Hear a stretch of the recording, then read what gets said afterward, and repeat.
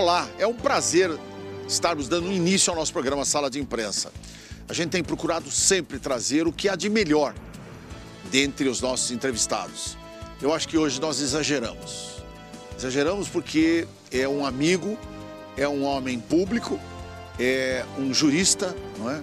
Uma pessoa de altíssimo nível, não só intelectual, mas principalmente a sua consciência cívica e humana sobre todos os assuntos que nós estamos vivendo hoje e com muita veemência em razão de tudo que está se passando. E ele, particularmente, dirigiu o maior tribunal de justiça da América Latina, acho até que do mundo, porque são 365 desembargadores, dos quais, sob a direção dele, o que é mais importante, ele teve a coragem de, enquanto desembargador, no período da sua gestão, fazer com que toda aquela papelada, aqueles processos todos que eram ainda amarrados por barbante, com fitinha, papelzinho e fichinha, fossem digitalizados e hoje o Brasil inteiro copiou a sua administração. Uma honra estar trazendo aqui o desembargador Ivan Sartori. Grande Redó, meu amigo, nosso culto advogado. Obrigado. Ativo no ramo da imprensa aí, Também. os nossos profissionais da imprensa. Você é um exemplo, né, Redó? E eu agradeço a referência elogiosa aí. Para mim é uma satisfação muito grande estar aqui. Mas, Redó, o Tribunal de Justiça realmente é o maior do mundo. Eu pensei que na China, na Alemanha, havia algum tribunal maior. Sim. Na China, os tribunais são todos fracionados, Sim, então não tem. sim. Foram os chineses lá conhecer nosso tribunal, foram os alemães, foram os ingleses na época da minha presidência. E é um tribunal que é o maior do mundo, não porque tem 360 desembargadores só. 360 desembargadores, você tem a Corte de Cassação da Itália, que tem 500 juízes. Sim. É porque nós temos lá 2.500 magistrados. É porque nós temos lá 60 e tantos mil funcionários. E fora os terceirizados, mais uns 10, 12 mil. Você tem um orçamento de 10 bilhões ano na minha época. Hoje deve estar em 12 bilhões. Né? Você tem 23 mil processos entrando por dia ali. Sim. Na minha época, hoje deve ser mais. Hoje né? é mais. E nós conseguimos, graças a Deus, implantar esse sistema digital. Porque o que acontecia? Acontecia que toda vez que os presidentes anteriores procuravam fazer alguma coisa nesse sentido, havia um óbice, tanto do Ministério Público como da Ordem dos Advogados do Brasil. É engraçado isso, né? Havia esse óbice. Né? Então, o Ministério Público e a OAB não concordavam. Não queriam que digitalizasse? Eu não sei se não concordava com a técnica do programa, se havia receio de repente não funcionar bem. Eu não sei qual era o problema que eles tinham, mas não conseguiam efetivamente aprovar aquilo. Sim. E o presidente sucumbia. Quando eu assumi, eu falei, não, esse negócio vai ser implantado. E foi uma guerra, porque nós tivemos aí representação no Conselho Nacional, tivemos que fazer uma audiência enorme com todos os atores interessados nesse processo, Ordem dos Advogados, Ministério Público, Defensoria, imprensa, os autenticadores, enfim, né? Uma audiência assim, extremamente gigante e que houve um debate intenso. Sim. Até que o CNJ chegou à conclusão que parecia ali um júri, né? Quando eu do lado de cá e o Ministério Público e a OAB do lado de lá, né? Até representava a OAB meu querido amigo, grande e dileto amigo, Durso. O Durso. Aí conversamos e tal, o Durso já estava terminando a administração dele também, era mais por determinação ou por seguir os caminhos do seguinte, que era o Marcos da Costa. Isso. Então, o que aconteceu foi que eu acabei conseguindo que o CNJ, até falei para o conselheiro, olha, ou eu vou ter que implantar, então vou parar esse processo que o CNJ está querendo aqui. O Tribunal de Justiça era o modelo, era sempre o plano piloto do CNJ. Lógico. Então, o que nós fizemos? Falei, vamos implantar. Fevereiro, então, ficou aberta a situação, fizemos uma espécie de um acordo lá, que a ordem disse que não era acordo, que o Ministério Público disse que não era acordo, mas todo mundo assinou. E começamos a implantar a partir de fevereiro. Não tinha quase nada, praticamente nada. Não tinha nada. Aí nós começamos aí a implantar, saímos de lá da presidência com 40% do primeiro grau digitalizado e todo o tribunal segundo grau digitalizado.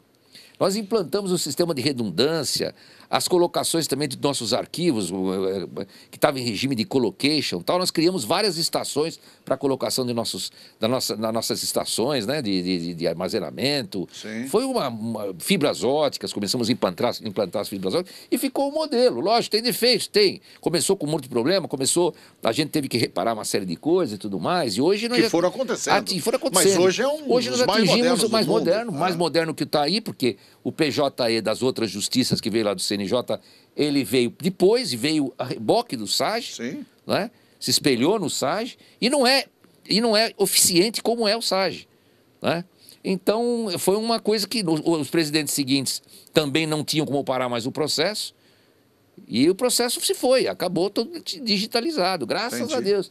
E isso, em uma certa época, a um certo ponto, quando eu já estava nesse ponto já bem avançado na digitalização, o ministro Joaquim Barbosa, que aliás foi parceiro, ele e o ministro Falcão lá no CNJ do Tribunal de Justiça, todos os projetos que a gente implantava, porque via que a gente estava trabalhando, havia um apoio desses dois ministros lá para os nossos projetos, mas um dia ele me chega lá, cumprimenta o nosso querido assessor que fazia sustentações orais, qualquer caso do tribunal, eu mandei o assessor lá fazer sustentação oral, que era o Rodrigo Capês. Aí cumprimento, esse é o nosso orador lá e tal. Aí ele vem com uma história para mim, para eu implantar o PJE no tribunal. Falei, ministro, isso não vai acontecer, o senhor vai me desculpar. Eu não quero ser processado por improbidade. Nós já gastamos milhões nesse negócio aí, né? E não vou implantar um processo que está iniciando e que a gente não sabe nem o que vai acontecer, o que vai dar. Nós já estamos em pleno voo. Não posso parar a aeronave. Não posso parar a aeronave para pegar o quê? Pegar de carona aí alguma carga que eu não sei o que é. Lógico. Então, aí ele acabou aliviando, não falou mais nada, não disse mais nada. Mas a verdade é que o tribunal, até o final da minha gestão, gastou 1 bilhão e 200 milhões no sistema de informatização e digitalização. Só a minha gestão gastou mais de 900 milhões. E nós tínhamos 2 assessores ali, não é? Espetaculares, 2 moleques que entendiam de digital, de informática, barbaridade, 2 juízes. Os caras falavam 3, 4 línguas. Essa molecada voava, né? Voava. O Tasso e o Santini, sabe? O pessoal, a minha equipe era maravilhosa. Viu? Graças a Deus, uma molecada que eu vou te falar, rapaz, me arejou lá. E a gente, vamos executar, presidente? Vamos executar, executa os projetos, vamos executando. Não é?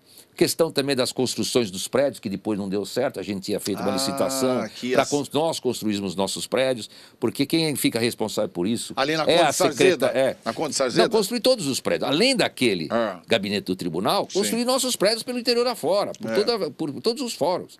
Começar a renovar os lugares que os fóruns estavam caindo dos pedaços. Por quê? Porque o que acontece? A Secretaria da Justiça é que cuida dessa área. Mas mesmo assim você inaugurou. Eu tive com você em Tatuí. Mas a Secretaria de Justiça é que cuida dessa área. Sim. E ela não cuida bem, porque tem que cuidar de tudo que se refere à Secretaria. Então os prédios estão caindo nos pedaços. Então o que a gente fazia? Um consórcio que iria construir um prédio por ano, né? com as nossas receitas do tribunal específicas de investimento. Sim. Né? E as prefeituras doando os terrenos, já estavam doando. Acabou. Né? E no final das coisas ficaram com receio e os presidentes seguintes não abandonaram essa questão, essa ideia. Mas o fato é que nós também dividimos o Estado em região, 10 regiões. Né?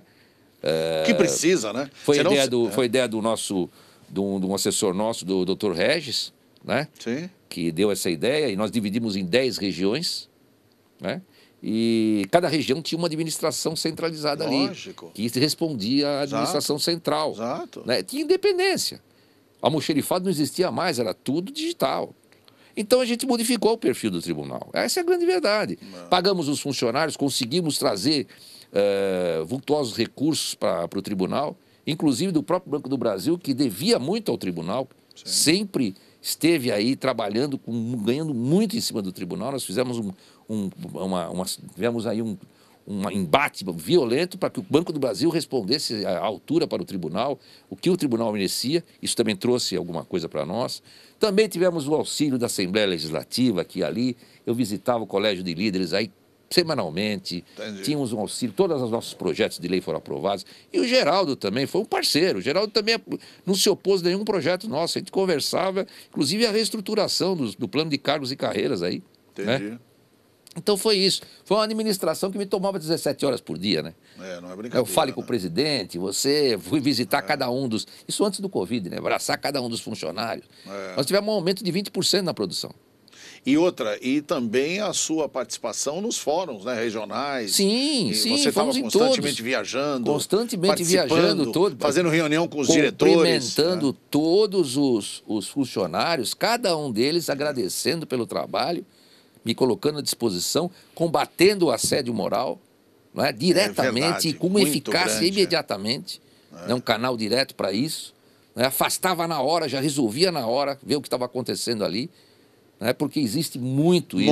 Muito. Né? Pregando que o dirigente da unidade ele tem que respeitar o seu subordinado, ele tem que respeitar para que haja união no trabalho. Se ele começa a fazer diferença, a criar dificuldades ali, criar divergências, quesilhas, isso atrapalha o serviço, acaba com o serviço, sem contar que a gente tem que preservar, em primeiro lugar, a dignidade humana. E mais do que isso, né? Prestar um bom serviço à sociedade. Porque, infelizmente, hoje, e a gente se depara muito com isso, tem magistrados, não é, que acham que são verdadeiros reis, né? Sim, onde eles estão. Mas o que acontece? Todas as profissões, você tem aí sempre aqueles que têm os seus problemas. Verdade. Mas tem muita gente boa. A maioria é gente boa lá. Boa, 90%. E é uma gente que, eu falo uma gente que eu sou fui uma dessa, integrei esse pessoal todo. Porque eu fui magistrado durante 38 anos. Você é de carreira. De carreira. Você entrou através de concurso público, de carreira. 38 anos eu fui magistrado. E o magistrado é um sofrimento você ser juiz. Por quê? Porque é um sacerdócio. Você é um meio cidadão, porque você não tem atividade política, você não pode participar de qualquer atividade política, portanto, você não pode participar dos destinos do seu país, só com o voto. Né? Você tem que dar o exemplo. Muita gente fala, pô, mas você é juiz, passa lá, mostra a carteira. Você não pode. Você tem que dar o exemplo, você não pode criar problemas e você não pode trazer dificuldades. Você tem que ser uma pessoa simples. Exemplo da sociedade. E um exemplo da sociedade. Você é o que vai decidir a vida das pessoas. Aquele jeitinho brasileiro, que o pessoal, aqui dá um jeitinho, o juiz não pode fazer. Não pode. O juiz tem que ser uma pessoa centrada, uma pessoa de uma conduta ilibada mesmo, como diz a Constituição, conduta reta, não é? E é um tarefeiro que trabalha diuturnamente para dar conta daquele volume enorme de processos e não tem tempo para a família, não tem tempo para o lazer. Eu ia viajar, muitas vezes fui viajar com a minha família, ficava trabalhando no hotel muitas vezes, porque você tem que dar conta do expediente. Graças a Deus agora, depois dos meus 38 anos, fui relator também do novo regimento interno do tribunal, que o regimento antigo tinha quase 1000 artigos, agora nós passamos a ter 200 e poucos artigos no regimento. Foi uma loucura para aprovar também, foi um embate.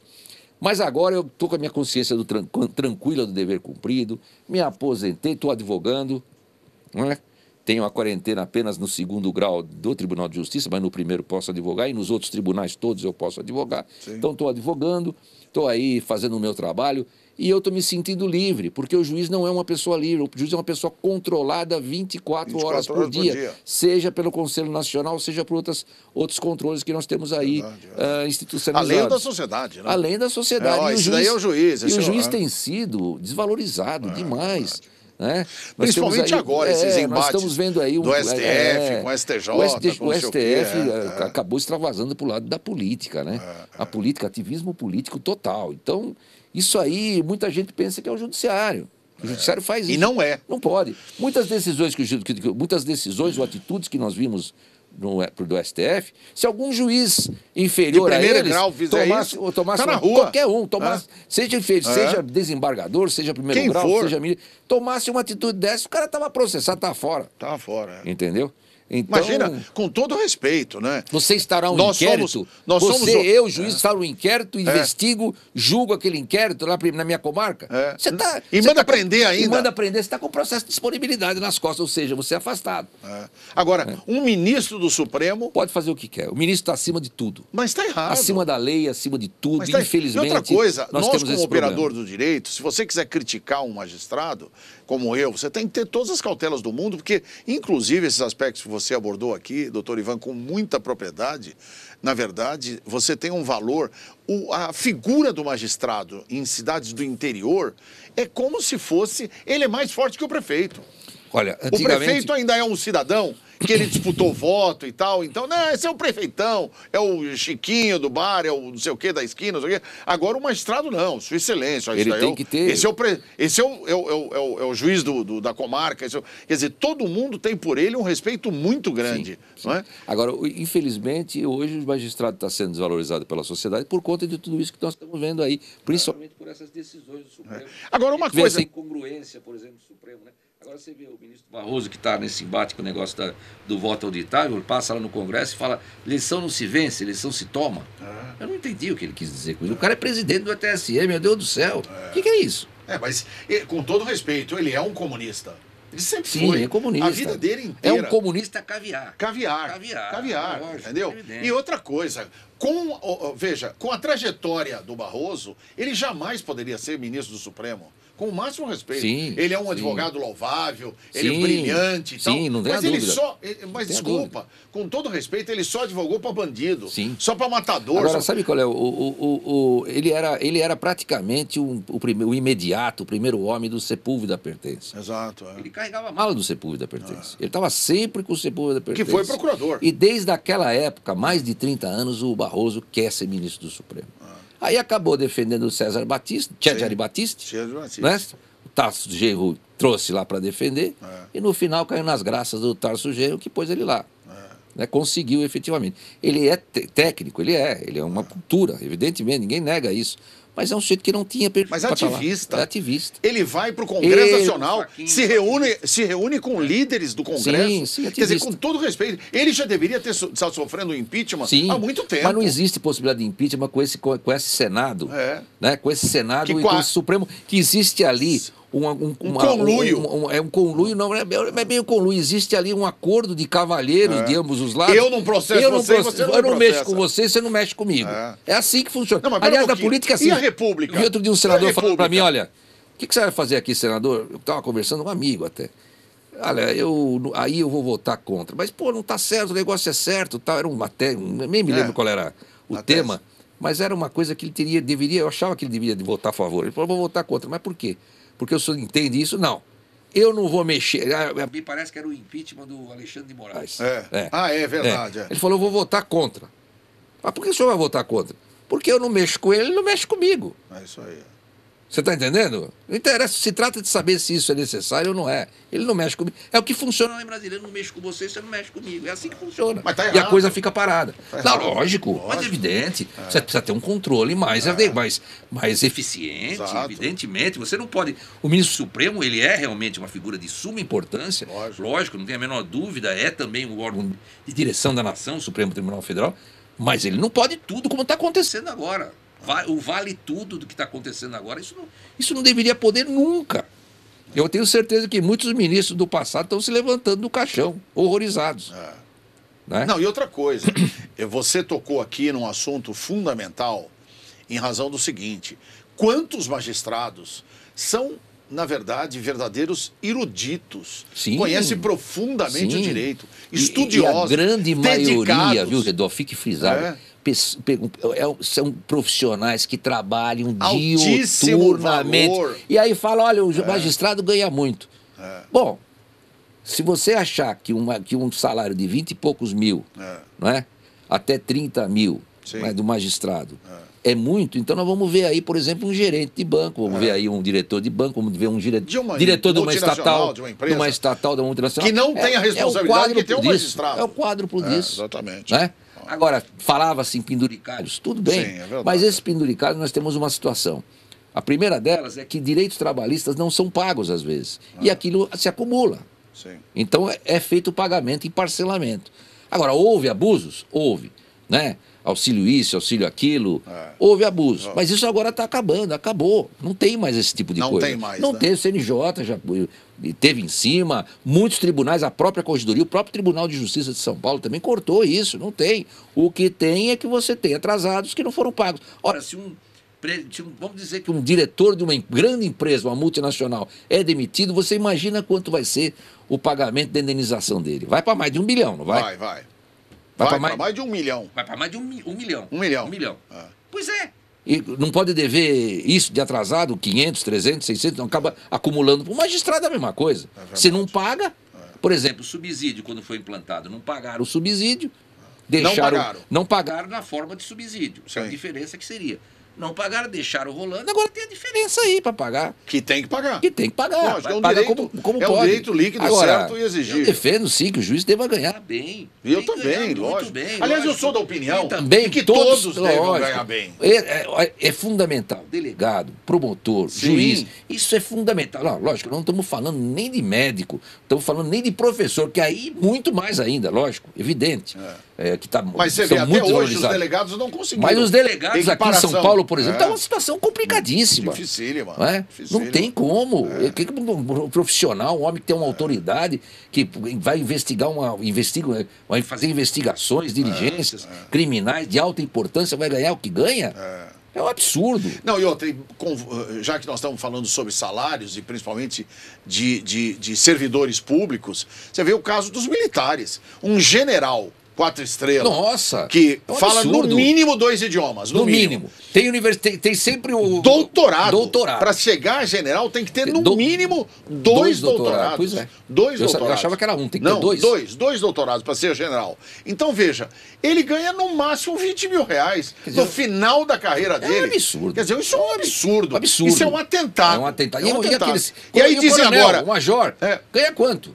Ganha 13, 14, 15 mil reais? Pelo amor de Deus. Não, mas e outra? E agora que o Bolsonaro está querendo reparar isso, tá vendo? Ó, tá puxando o saco dos militares, tá querendo... Agora, aí o pessoal fala, mas gente, tem gente que não ganha nem o salário mínimo. Tá bom, mas não é por isso que nós vamos sucatear as carreiras do Estado. Quer dizer que nós vamos pagar um salário mínimo também para general, para juiz, para professor? Não dá, gente. Não dá. Não tem como. Aí também tem o seguinte... Então vamos deixar o negócio aberto. Entra quem quer, porque ninguém vai querer entrar para ganhar menos. Já está difícil você viu o caso dos professores. Tá difícil você não tem mais professor com qualidade. Está difícil Por quê? alimentar. Porque eles desistiram. Quer dizer, antigamente eu me lembro, eu tive um tio professor, que eu me lembro quando ele ia almoçar em casa, tio Pedro. Aliás, eu uso o lenço por causa dele. Ele ia... o Redon é um dos mais elegantes aqui. O tio Pedro ia com um terninho... Dos meus amigos, um dos mais elegantes. Tio Pedro Ferraz de Campos. Ele ia com um terninho azul, camisa branca e o lencinho só aparecendo aqui, sabe como eles usavam? Dobrava o lencinho e punha aqui, só aparecendo a borda do lenço. Eu achava aquilo finérrimo. Puxa, um dia eu vou ser que nem meu tio. E... Na verdade, né, graças a Deus, realmente a gente procura sempre se vestir. Aliás, você começou a frequentar nosso querido Fabrício. Mandar um abraço pro Fabrício, nosso alfaiate. O ateliê dele é maravilhoso, né? Maravilhoso. A gente vai lá, toma charuto, fuma charuto, eu tomo charuto, fuma charuto, toma um drink. Toma um belo vinho, fuma um charuto, é fantástico. O Fabrício... Então, mas o que eu quero dizer, na verdade, veja só, você tem todos esses predicativos e você entende, não é? Que o professor, né, naquela época eu me lembro, minha mãe, meu pai adorava ele, porque ele era muito culto, muito preparado, ele via, sabe, e tudo ele tinha informações, a gente tratava ele como se fosse uma autoridade. Então, eu via no professor o espelho que eu queria ser. É o respeito que devia Hoje não. Hoje o professor apanha dentro da sala de aula. A professora tem medo. Eu conheço professoras que já me disseram, doutor, eu estou com um problema seríssimo na minha escola e eu preciso que o senhor ajude. Escola pública, não a particular. Particular funciona, vai bem, obrigado, porque tem a questão da meritocracia. Professor que ganha bem são os professores que estudam, são os professores que se preparam, que têm nível e tudo mais. E os que ganham mal, infelizmente, são. Infelizmente. Não é? Agora, o que acontece também é que a gente tem aí um problema sério no país, da economia do nosso país. Está muito sério o problema. Graças a Deus que o nosso ministro Guedes conseguiu dar uma equilibrada mesmo com esse Covid, porque esse Covid aleijou o país, né? Aleijou o mundo. Aleijou. Né? Agora fica aí, eu ouço aqui numa dessas rádios aí que estão propalando tudo que podem contra o nosso presidente aí. Sim. Mas a economia está muito ruim, a inflação 15 milhões de desempregados. 15 milhões de desempregados. Ele pegou 13. Ele pegou 13 milhões. Pouquinho, só uma coisa, gente. A inflação estava aí, está aí. O desemprego está há muito tempo aí. Gente, e o Covid que veio? Acabou com tudo, fechou tudo. Houve esse negócio de fique em casa, que o presidente era contra, fechou tudo. Mas o presidente relaxou com o negócio de vacina. Porra, uma vacina experimental, que nem passou por todas as fases. Ora, na Copa do Mundo teve que sair uma lei para poder responsabilizar o Estado de qualquer acidente que ocorresse ali com as pessoas, com todos que participassem ali do evento. Ora, para vacinar em massa a população, tinha que ter uma lei também. E essa lei veio agora, em março. Ou maio, março que veio. Então, o presidente esqueceu. O presidente mas essa lei estabelece que é obrigado a ser vacinado? Essa lei autorizou o Estado, então. O Estado... Sim, mas a pessoa não é obrigada a se vacinar. Aí que tá. Essa foi uma decisão do Supremo. Tá. O Supremo já teve. O relator, se não me engano, foi o Lewandowski. Sim. É a obrigatoriedade, lógico. Não vai ter uma punição, mas vai ter consequência. Agora nós estamos vendo, por exemplo, no serviço público, ou às vezes também até na área empresarial, sim, tem gente que está sendo proibida de trabalhar, ou então está ameaçada de ser demitida se não tomar vacina. Então, passou a ser uma coisa obrigatória. E isso o Supremo já chancelou. Nem vou entrar no mérito se está certo ou errado. O problema é que mas o presidente... contraria um princípio mas constitucional. Mas isso aí... Ninguém é obrigado a fazer nada. Se não virtude de lei. Mas a lei vem agora. Não, mas tudo bem. Mas espera um pouquinho. Mas quando você, por se tratar de uma questão sua, de saúde pessoal, o problema é que você não é obrigado o problema é que eles colocam você não é obrigado a doar sangue. O que acontece? É que eles colocam dois princípios.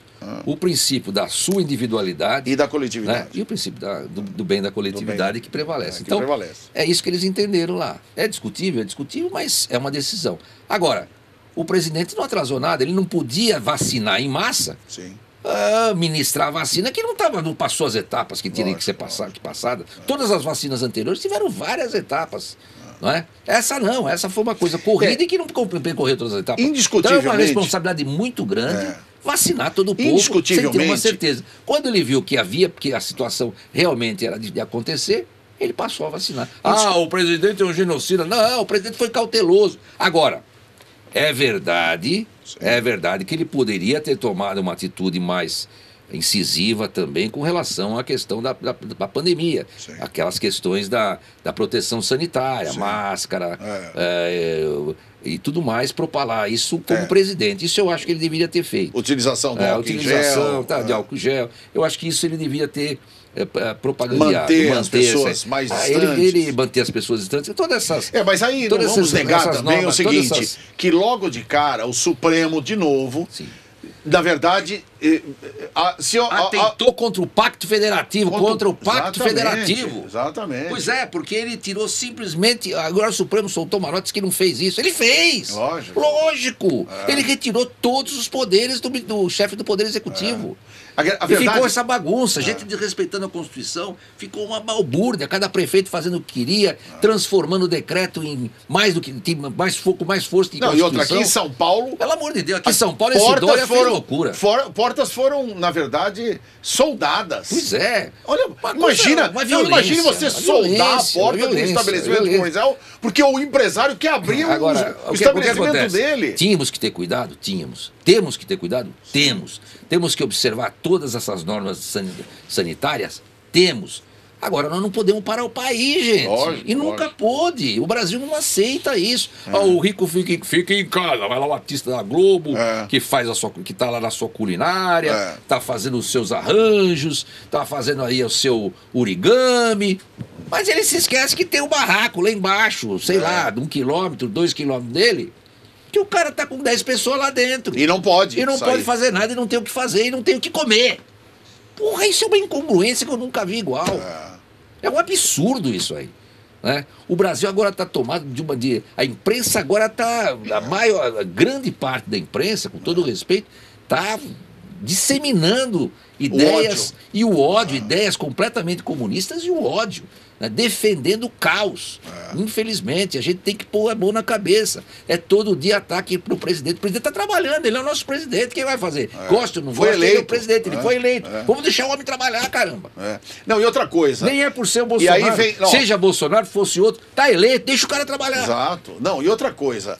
Veja, eu particularmente, vou lhe ser muito franco, eu sou o Brasil. Minhas cores é verde e amarela. É o Brasil, seja quem for o presidente. Mas o presidente que está lá é ele. Exato. Ele foi eleito, ele foi sufragado com a maioria, com uma forma 57 milhões de votos. Pois é. Na história do Brasil. Agora veio meia dúzia de comunistas querer dizer que ele não pode governar. Só tem um político no mundo que teve mais votos que o Bolsonaro. O Donald Trump. Donald Trump, é verdade. Só um que teve mais votos que ele. Então, veja, na verdade, no mundo... E mesmo assim, você sabe que o Donald Trump, na verdade, não venceu a eleição por número de votos, né? Sim. Ele venceu por força dos estados, aquele sistema eleitoral dos Estados Unidos. Sistema eleitoral. E da questão também dos colégios. Colégios eleitorais. Dos colégios eleitorais. Isso no primeiro mandato dele. No primeiro mandato e no dele. segundo, enfim, aquela balbúrdia toda, que até hoje ninguém fala se houve ou não é, a participação Sim. Né, ficou bem duvidosa a situação. Bem duvidosa. E não se reparou até hoje a verdade. Isso futuramente... Independentemente de simpatizar ou não simpatizar com esse, com aquele, pouco importa. O Biden ou o Trump. Você eu achei que não houve uma certa transparência. Inclusive, tenho conversado com pessoas inteligentes, preparadas, pessoas que, inclusive, viveram na atividade pública mandatos de vereador, de prefeito, deputado. Eu não entendo por que essas pessoas são contra o voto impresso. Não, a ponto de dizer o seguinte, Redó, você quer voltar para a época da caverna, para a época dos dinossauros. Quer dizer, olha que absurdo. O pessoal não está entendendo que o voto continua eletrônico. A mesma coisa. Normalmente. Não, mas não é só que que não tem tá uma entendendo, segurança. Não. O problema é o seguinte... O problema é que eles querem confundir. Não, mas não quer segurança. Não quer. Porque eu, quando fui candidato a senador por São Paulo, em 2010... Eles querem confundir justamente para evitar que seja implementado. Eu recebi proposta do seguinte, você quer ser eleito senador? Você pode ser, porque você está pontuando no Datafolha, você tem condição. Porque tem candidatos aí que estão procurando a gente que quer ser eleito. Eu tive essa proposta. Né? E jamais, em momento algum, teria interesse de participar de nada disso. Olha, eu acho o seguinte, eu acho que a coisa tem que ser extremamente aberta. Todos que estão ali nesse processo, não é o Brasil que está dividido. Tem que ser de comum acordo. Se não vai prejudicar ninguém, e se todos têm que ter o controle do seu voto... É mais um motivo de controle. É mais um motivo. Quer dizer, e não vai tirar Por que o voto não querem? eletrônico. O que eu fico perguntando é o seguinte. Eu não entendo. Veja, se você é obrigado a tomar 2 doses de uma vacina duvidosa, você é obrigado a tomar 2 doses. E agora, inclusive, com lei, tem que tomar e tal. Eu, pra mim, com todo respeito... Não, a lei não é obriga, autoriza só. Não, autoriza. Mas o Supremo, né? É o Supremo que entendeu. Então, mas a grande verdade é a seguinte. Hoje, por que as pessoas não querem que tenha o voto auditável? Porque não querem transparência. Então, mas isso não que eu tô dizendo. Não querem transparência. E normalmente... Isso é que a gente entende. Agora, nós não queremos, nós, 20%, 30% não queremos. Você vê, a imprensa, Bolsonaro foi derrotado no voto impresso. Porra, ele teve a maioria ali. Porra, foi uma diferença enorme. Não é? Só não conseguiu os 3/5, Exato. que é muito difícil. Não foi derrotado nada. Ele saiu vencedor. A maioria da Câmara Federal. Deputados, da Câmara Federal, a maioria entendeu que tem que ser implementado. Mas nós também temos uma Câmara Tanto que havia uma né? lei. Tanto que havia uma lei que o Supremo entendeu inconstitucional. Havia a lei já do voto auditável. Ninguém falou nada. Mas espera um pouquinho. Esse pessoal tudo defendia isso. Como é que o Supremo... Não, todos que foram contra. O próprio Rodrigo Maia defendeu veementemente o voto auditável. Mas isso aí também. Inclusive que disse que... Então, mas tá aí. Mas igual a ele, o Alcolumbre. O Alcolumbre era um vereadorzinho que, sem menor expressão no Amapá. No Amapá. E de repente o Sarney fez dele senador da República. Tá certo? A grande verdade Sarney é essa. tinha uma força muito grande, muito grande. Exatamente. Muito entendeu? grande. Sarney tinha uma força muito grande. Agora, o problema todo é o seguinte: é hora do país se unir. É hora do país perceber, esses que estão na divergência do governo, perceber que nós temos aí um presidente da República que precisa trabalhar, gente. Ele está trabalhando. Não é? Você tem aí 3 ministros que se destacam. Você tem aquele Tarcísio, que é um homem que tem feito um milagre. Não, mas outra coisa. É um realizador, me permita, espetacular. Olha só, a Guedes, carga tributária... E a da agricultura. A carga tributária em razão da diminuição... Fora os outros tantos, temos aí outros tantos também com muito valor. A carga tributária em razão da diminuição do processo da economia diminuiu. Como é que ele consegue fazer tanta obra? Pois é. Mas por quê? Porque roubavam muito. Exato. Roubavam demais. 1 trilhão de... Olha, quando gente, todo mundo fala, não, porque roubaram 10 milhões, ele fez chegar lá o Rio São Francisco no sertão. 1 trilhão. Ele fez chegar o Rio São Francisco no sertão. Agora, quantos anos? Obra de 40 anos. 40 anos, a transposição do Rio São Francisco. Transposição do Rio São Francisco. Dizem que foi, inclusive, ideia de Dom Pedro II. Pois é. Agora o Bolsonaro vem 2 palitos, pum, pá. Como? E ninguém vê isso.